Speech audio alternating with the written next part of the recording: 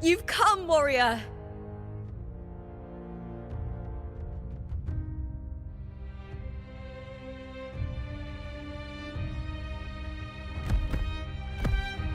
The mighty guardian, Eudicus Arsinosa, is not the kind of echo too warm to crowds. The lioness favors the strong, the unyielding, and the battle-hardened. Only those she deems worthy will find her arms welcoming. But she is still an echo and can't talk.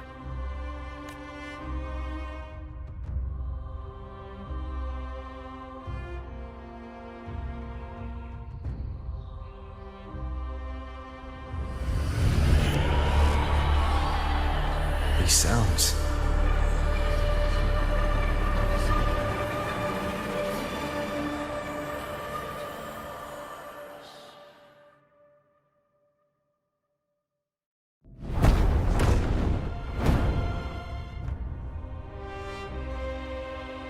What is it? Did you feel something just now? I only heard strange sounds. Tell me, what direction did the lioness just look toward? The Veil of Glory. It's where all heroes, blessed by the glory forged in iron and fire, find their rest.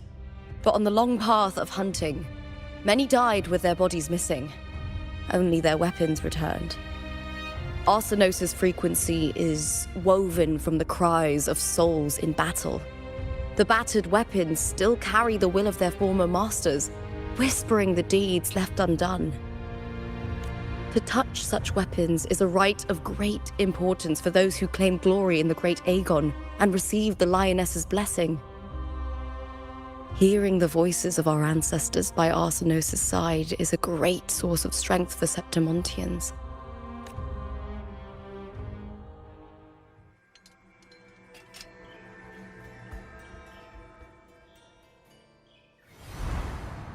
Before meeting Buling, when I touched the echo in that village, it was like what Abby described on our journey to Septimont.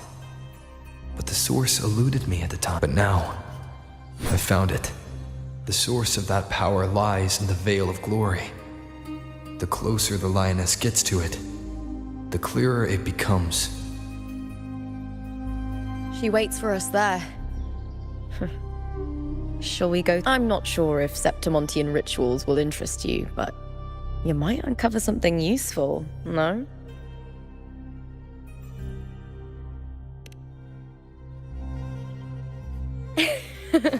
Perfect. Let's head out.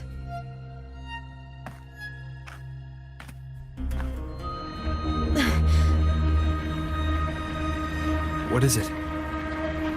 Nothing. Just a dizzy spell. Overexcitement after the win. Or something. Anyway, it's no matter. Let's continue.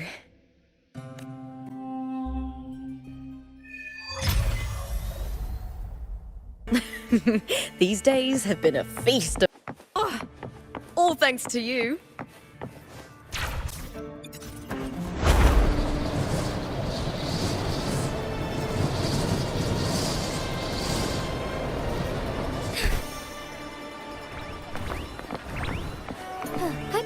Onwards.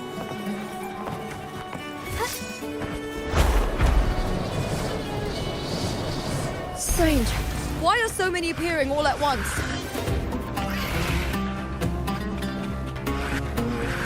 With me! Hey!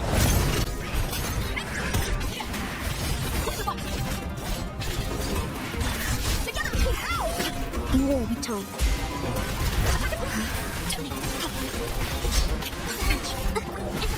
Unveiled.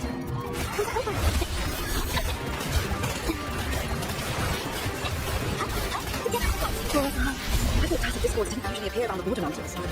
These tacit discords didn't gather from the surroundings. It's more like...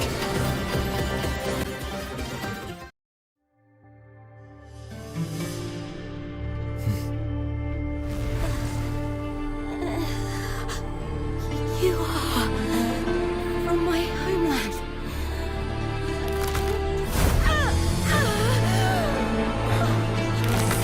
What?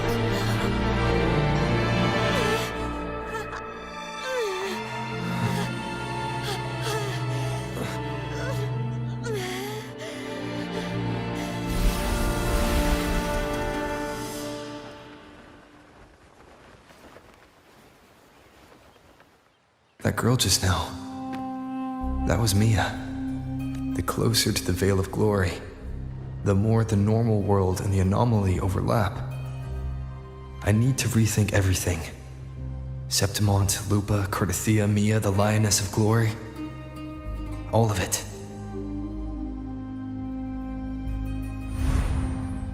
Cardathia arrived in Septimont alone, not waiting for me or attempt. If something cut her off, aside from the Fraxidus, it could have only been. But Septimont holds no faith in the Sentinel, and the Thermodian was never able to.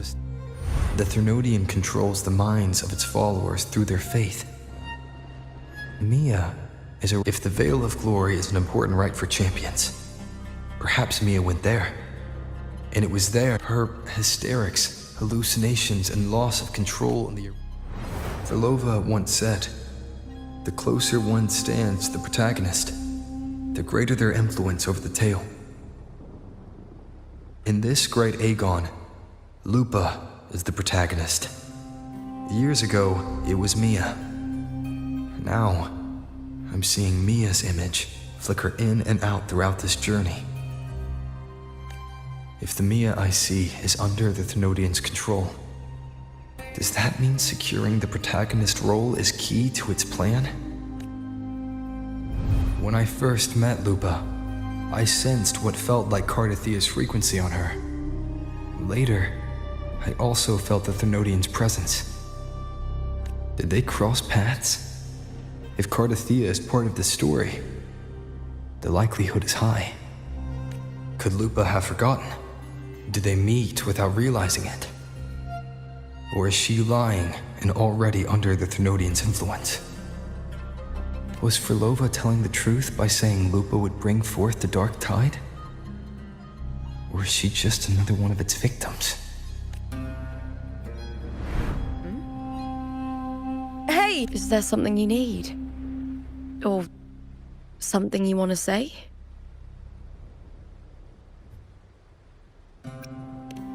It's okay.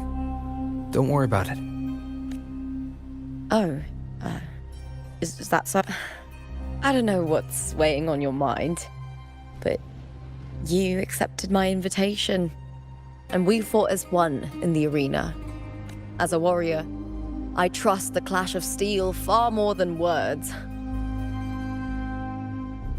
The traces of the blade reflect the soul of its wielder.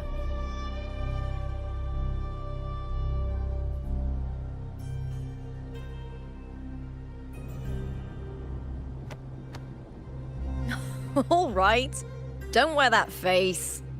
Whatever it is, I trust you'll make the right call. Septimont is my city. Don't let it lose its glory or pride. Will you promise me that, warrior?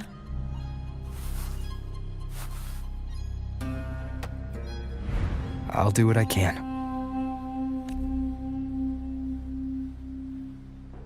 It doesn't matter if the story's end is already written or yet to. I'll trust my own judgment to guide where it must go.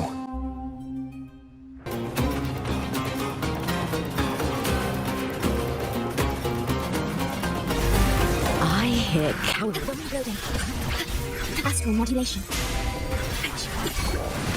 Our keyboard. Bring it alive. You have to hold it. Strike one. There are some shadows.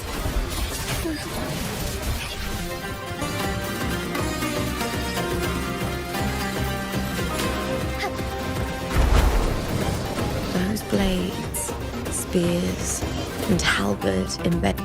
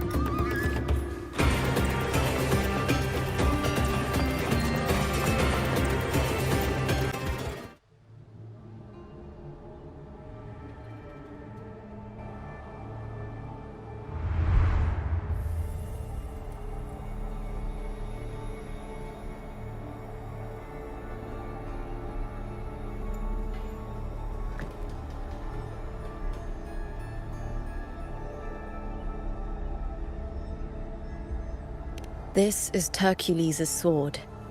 You remember the waters of the upper city, right? You were looking for Cartothea. Hercules was the one that the statue was based on. Ages ago, the dark tide bore down on Reganese.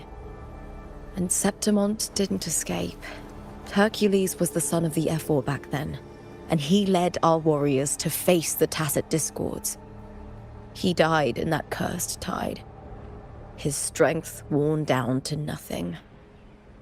His sword was corrupted, but his followers still risked their lives to bring it back. In this land, intense emotions easily blend with other forces. The Lioness of Glory was born from the fiery passions of heroes, so she holds sway over their weapons. Back then, this sword was growing more sinister due to the corruption. But all these years later, it has become a memento of a hero.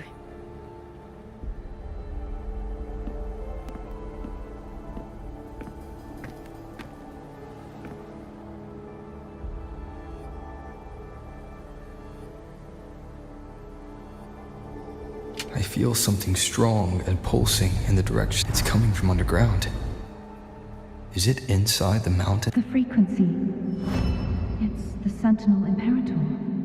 Just like Raguna, Septimont has its own Genesis Nexus. Power needs room.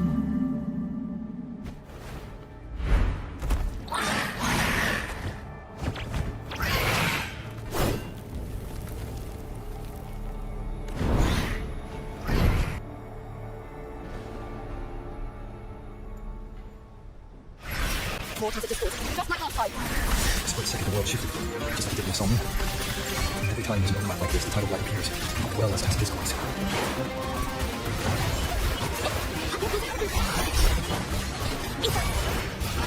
It's like it's one. Evil be grand. Thunder Gaia. Vow for the soul.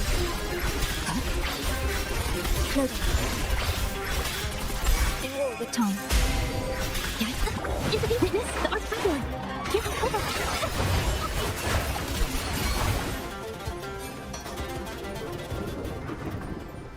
The tidal light. Why is it suddenly appearing like this? We'll clear it out first, then check if that sword is...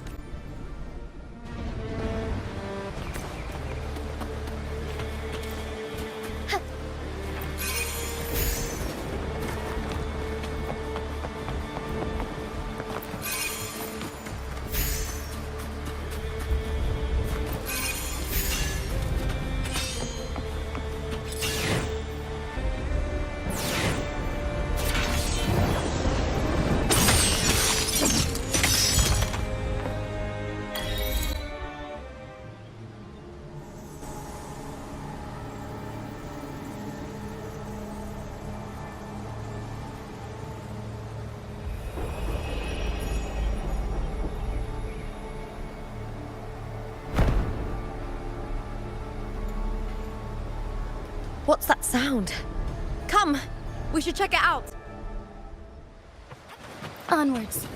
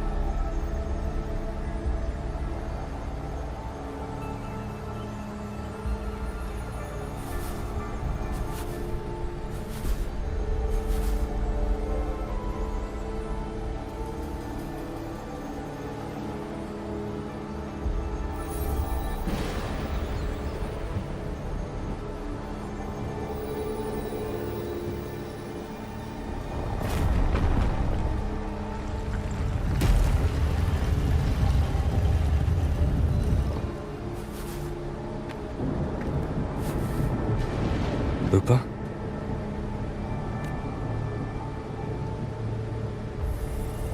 This doesn't feel like the first time I've been here. Let's go.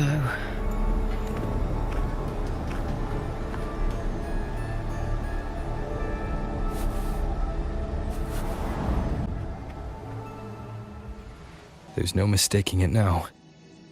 It's Imperator's frequency.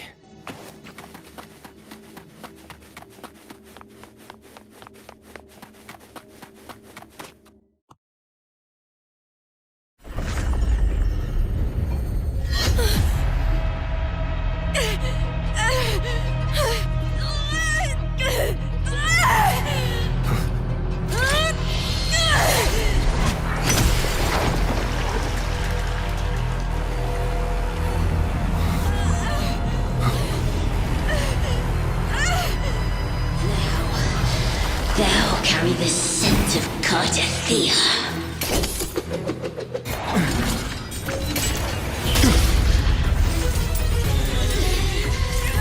Not just knowledge. You've stolen the Sentinel's access too. Lupa's role in this story isn't yours!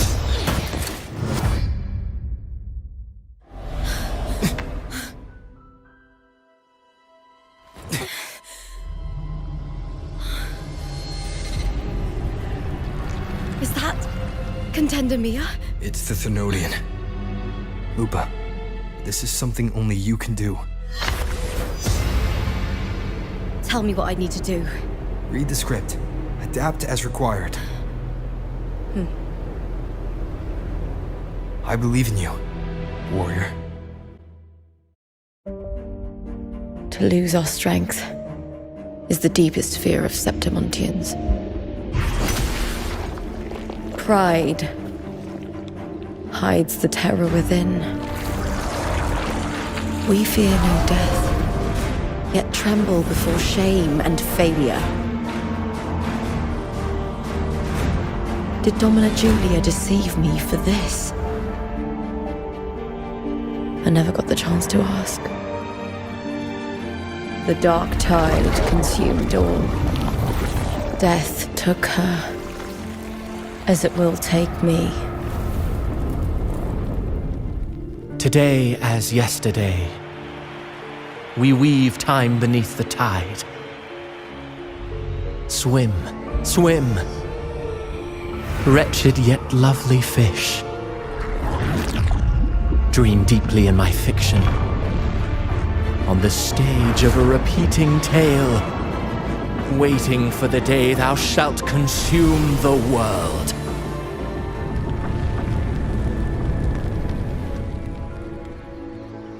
O righteous one, I shall depart without a word. The golden city in my childhood legend is swallowed by the abhorrent tide. I whisper to my fleeting companion. Pages will scatter, the quill will form. This play shall be torn from its author's hands. A wrong note in the shifting score. O golden star full of mercy, pray tell me, as past and present intertwine, what fate have you chosen? Hesitate not, warrior. You are the protagonist I have chosen. Only you can shatter the script and jump to the next page. Right. For the nobility you seek. For it all.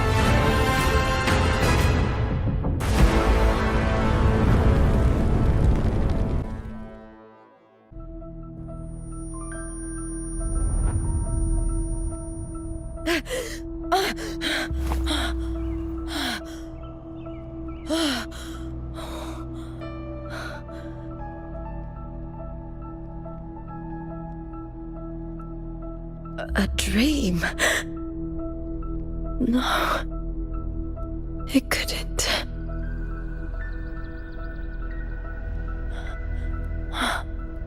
It's no dream.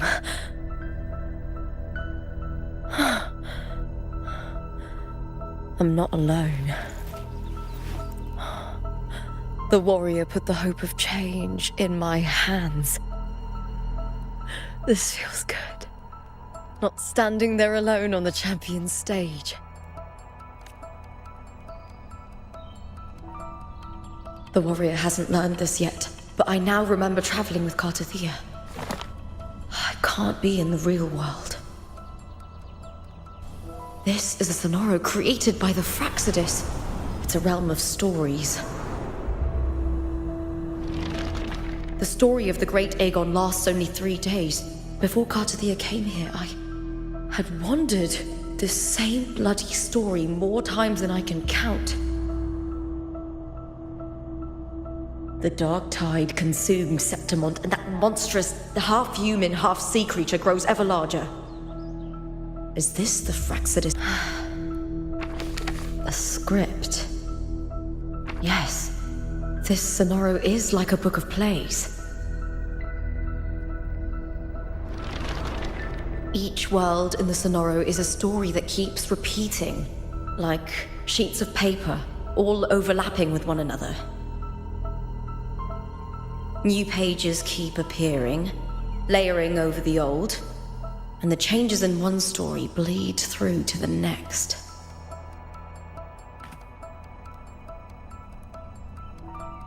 After Cartathea's actions, Septimont, once destroyed by the dark tide, has begun to return to normal in the story where the warrior arrived. Cartathea saved me, changed my fate, and led me to the warrior, who stopped the Threnodian in the last story. So in this time, I haven't lost my memory. The warrior had delivered a powerful blow against the monster, and the energy supply from the central hub has been cut off. But that's not even its full form. I once searched for its true form with Cartathea. I remember now. What we seek lies in the lower city's waters. I won't let your trust be misplaced.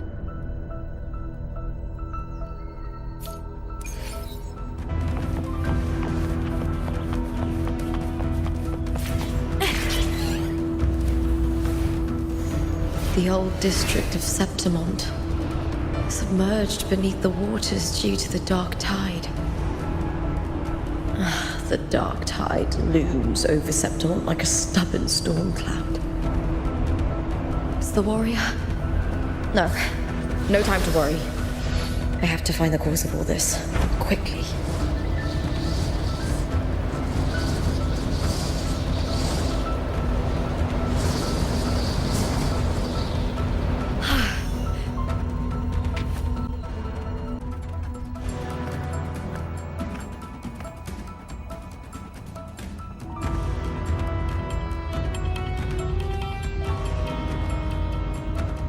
In a past story, I came here with Cartathea.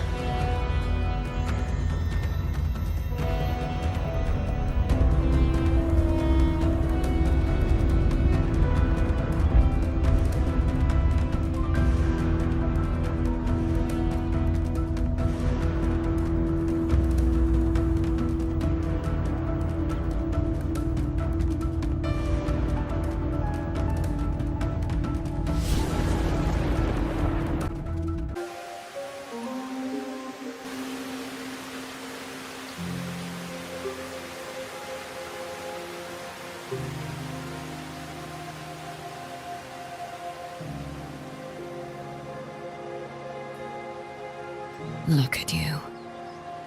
You can't go on much longer. I feared as much. Then this is where we stop. Strange. I remember everything about Septimont, but I can't You didn't forget. Someone stole your role in the story. Even your name on the placards in the arena would be unreadable. Your existence has been erased. Only by unmaking this story can it be reclaimed. Too bad I won't last long enough to see that happen. I'm sorry, Garcia. When I was a child, long ago, I heard tales of Septimont. A city full of passion and life. People there drank deeply, laughed loudly, appreciated sculpture, and lived for the hunt. Men and women feared nothing. They burned like fire, giving all their light and heat before fading. But when I arrived in Septimont, it had already been undone by dark hands. With the dark tide sweeping the streets, the city was nothing but an empty shell. That's right. My city is beautiful. When the autumn wind blew through the golden flags and wind chimed. The Leviathan. I will not give it the chance to make the people of Rinasita weep and bleed. I will drag whoever orchestrated this tragedy out of the shadows.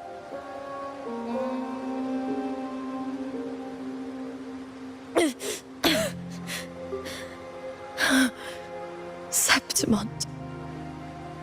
Can I leave it to you?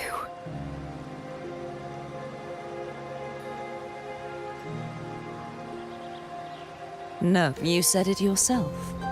This is your city. Some things only you can do.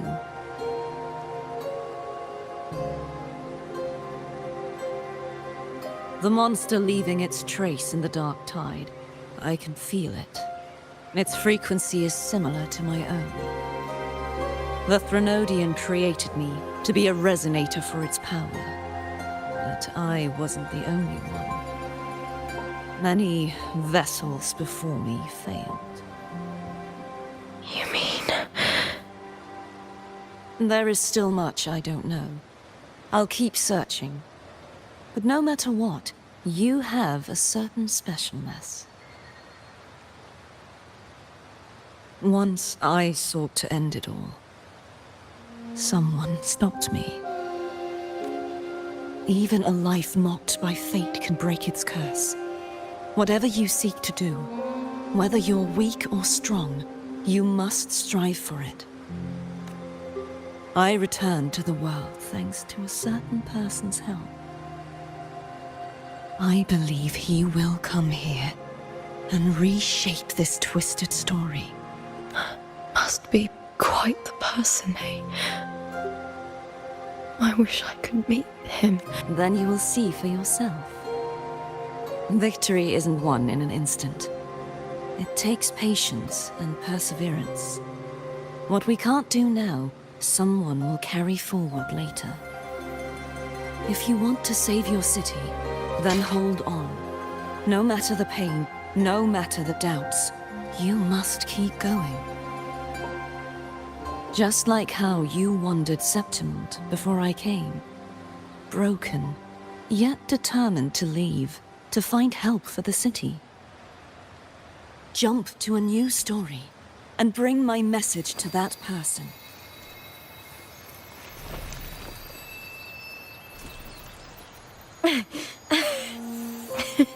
All right, Garcia.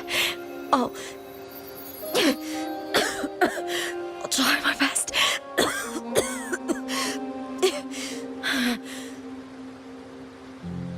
First, tell me, what is...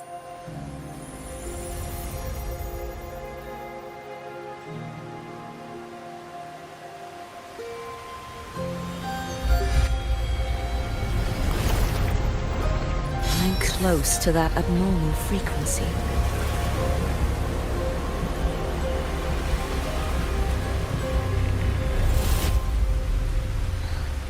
You're in the submerged aqueducts.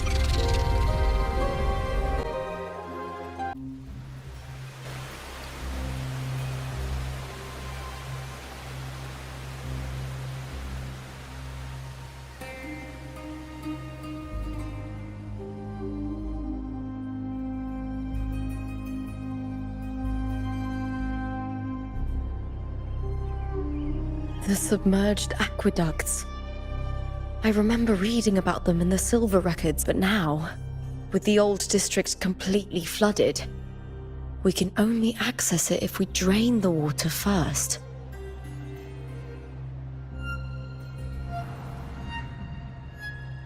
After my role was erased, Cartathea must have found the half-human, half-sea creature, and the Fraxidus. Like the warrior, she chose to remain on the closing of that page, to give new stories a fighting chance.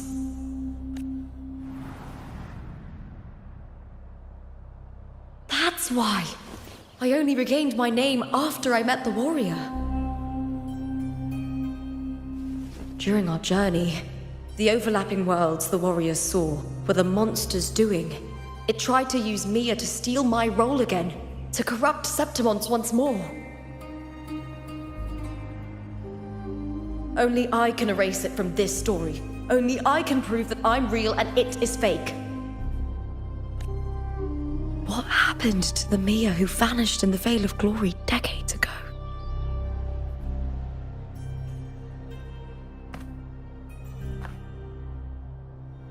After everything you went through, what did the city of Septimon mean to you? I remember the entrance to the underground waterway is in the old district's bell tower. Of course. The upkeep of these waters always falls under the Silver's jurisdiction. Maybe I can awaken the sleeping giant of glory.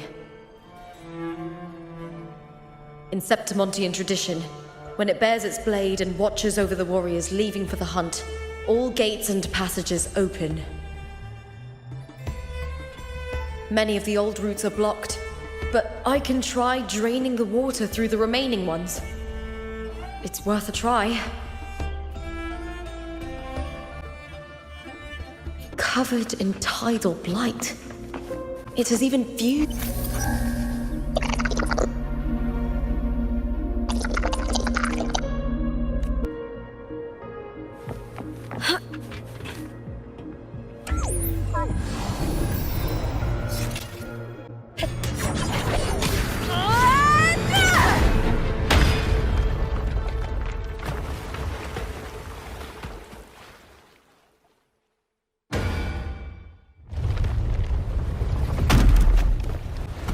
Can't just clear the head.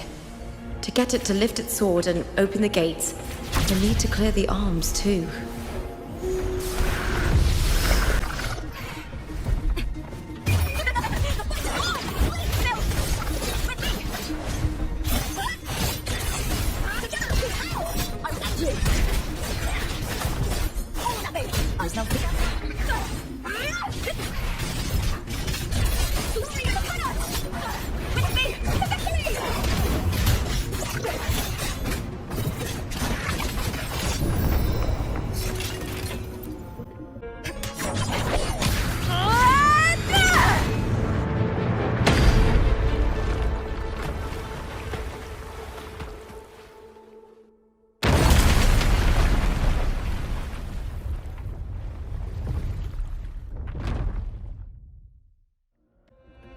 Need to check for more patrol units nearby.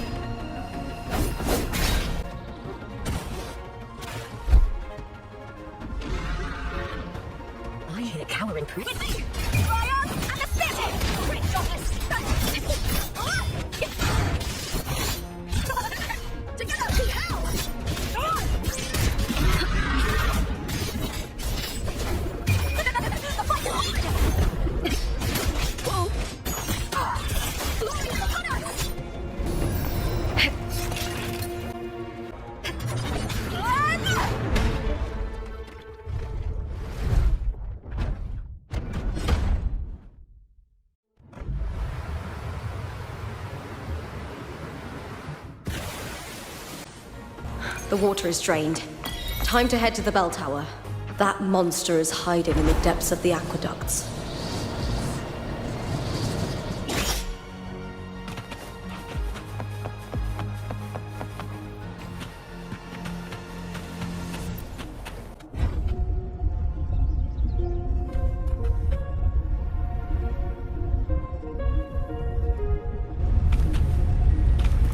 Just this gate standing between me and the heart of the aqueducts. It won't open. I'll have to find another route.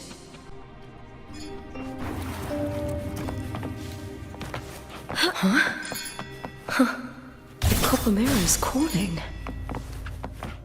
The warrior used it to see the past. I wonder if there's anything of that here.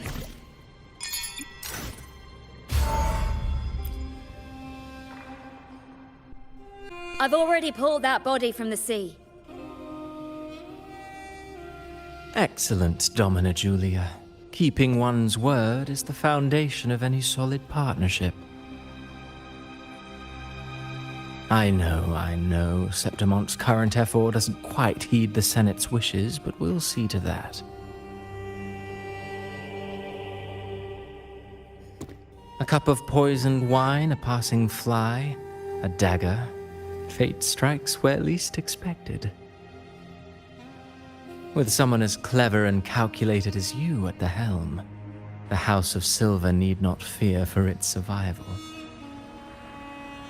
I do not work with you for our sake. I do this for Septimont. Some of us have forgotten the terror of life adrift at sea. To survive the tide, one must make the right choices. We'll speak of other matters later. But tell me, what? Dead woman? Ah, you mean Mia? Indeed, she is the very heart of the unit I spoke of. The one we intend to build deep within these underground aqueducts. Alive or dead, her body holds the information we need. The Fraxidus's experiments here will continue for some time. In the meantime, covering up this little laboratory's existence will require your assistance, madam. The heart? That weakling's resonance abilities were meager at best. Her performance in the arena was nothing special.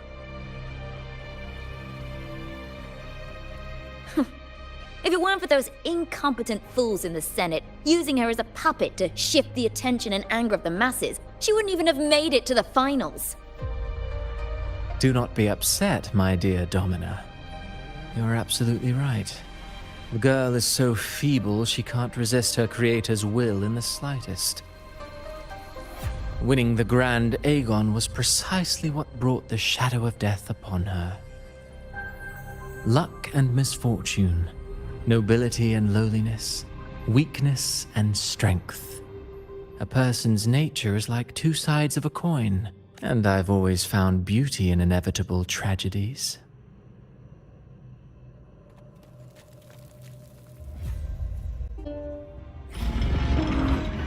So Mia has been dead all this time.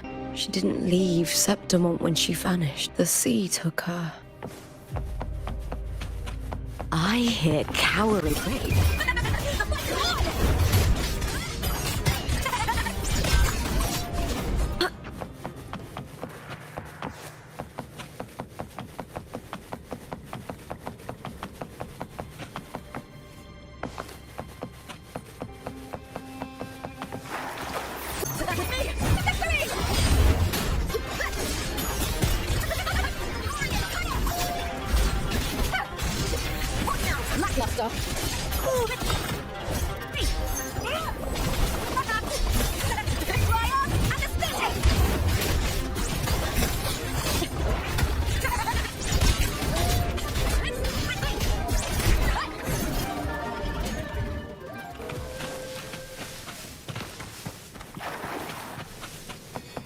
This place has the Fraxidus written all over it.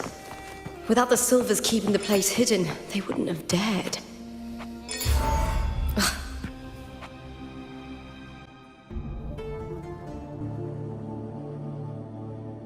I trust you've seen the experimental unit in the aqueducts. Well, what do you think? If not for the sword embedded in her chest, I could mistake the corpse for being alive. Indeed. Decades have passed, yet Mia remains as she was when first pulled from the sea. Her data has been invaluable. As the Threnodian's failed resonator, this specimen is in its own way remarkable. You know, it wasn't so long ago that the rover intervened and Cartathea broke free from that tower. I discovered that a small piece of the Threnodian's essence within Mia was reawakened with the tower's resurgence into our world. Sounds as though you found new inspiration.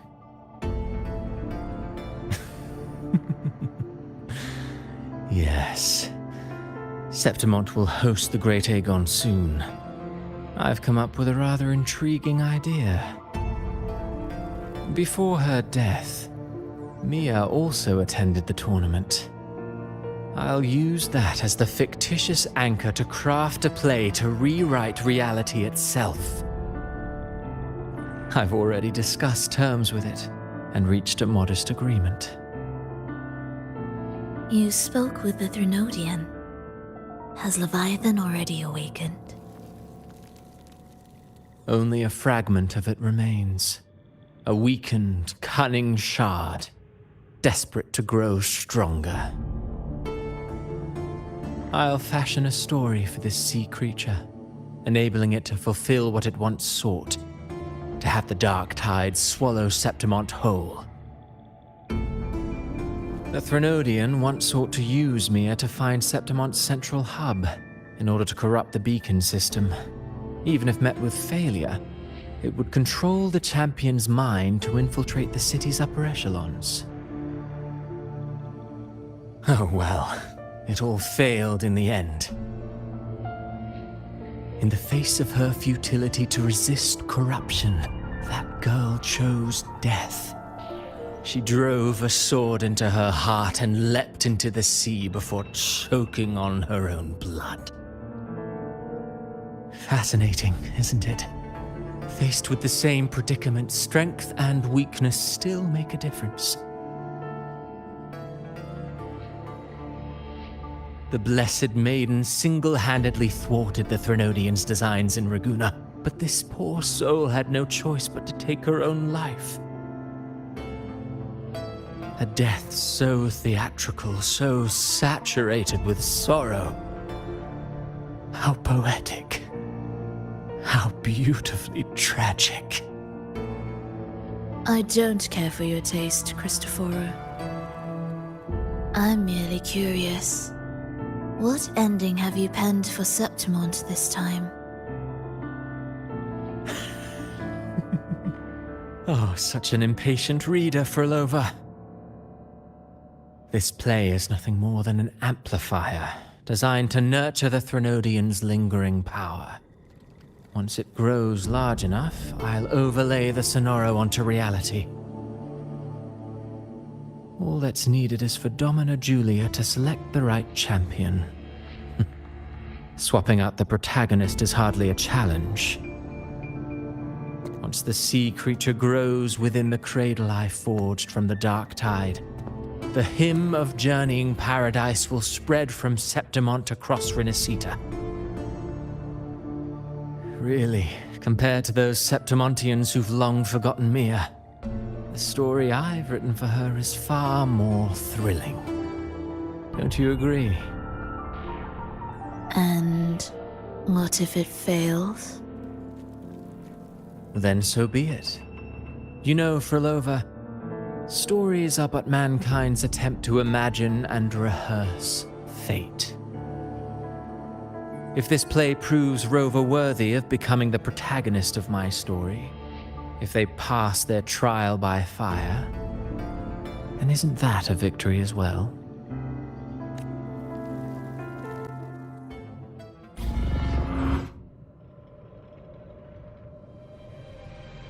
Disgusting. to Givable. What is so poetic or romantic about a story where someone is driven to death?